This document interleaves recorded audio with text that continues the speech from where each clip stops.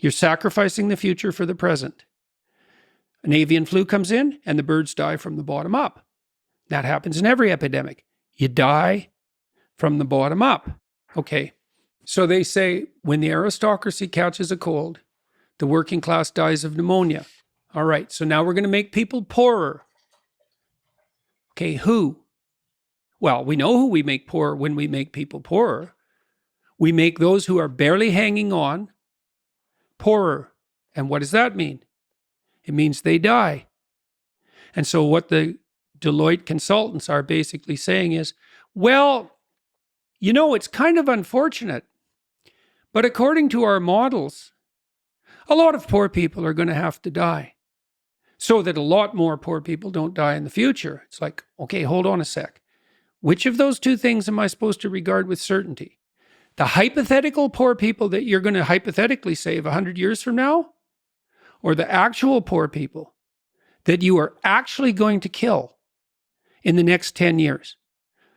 Well, I'm going to cast my lot with the actual poor people that you're actually going to kill. And then I think further, it's like, well, okay, the Deloitte consultants, have you actually modeled the world? Or is this a big advertising shtick designed to attract your corporate clients with the demonstration that you're so intelligent that you can actually model the entire ecosystem of the world, including the economic system, and predict it 100 years forward? And isn't there a bit of a moral hazard in making a claim like that? Just a trifle, especially when... So I talked to Bjorn Lomborg and Michael Jan last week. I accepted the UN estimates of starvation this coming year. 150 million people will suffer food insecurity. Food insecurity. Yeah, food insecurity. That's the bloody buzzword. Famine. Well, Michael Jan thought 1.2 billion. And then that it'll spiral, because he said what happens in a famine is that the governments go nuts, crazy. The governments destabilize. And then they appropriate the food from the farmers.